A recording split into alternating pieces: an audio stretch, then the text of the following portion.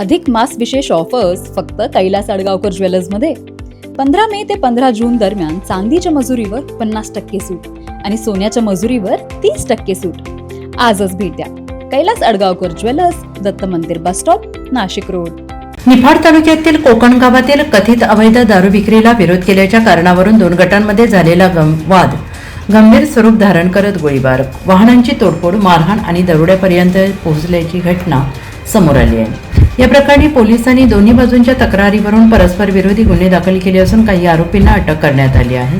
पोलिसांनी दिलेल्या माहितीनुसार विशाल सुधाकर केदारे, राहणार कोकणगाव, तालुका निफाड यांच्या फिर्यादीवरून अकील अमीर पटेल, दानिश उर्फ मुज्जू सरफराज शेख, अल्तमश सरफराज शेख, जाहीर पठाण अरमान उर्फ कोहली पटेल, वसीम आणि इतर 2 ते 3 जणांविरोधात गुन्हा दाखल करण्यात आला आहे. फिर्यादीने गावात दारू विक्रीस विरोध केल्याचा राग मनात धरून आरोपींनी वाद घातला असून आरोपी दानिश उर्फ मुज्जू शेख यांनी पिस्तुलातून गोळी झाडून फिर्यादीचा खून करण्याचा प्रयत्न केल्याचा आरोप करण्यात आला आहे.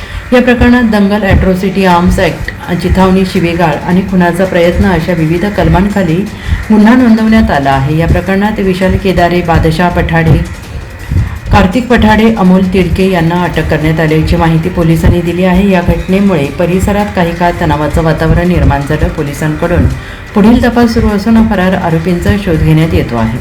NCN न्यूजसाठी तुषार झेंडपई, पिंपळगाव, बसवंत.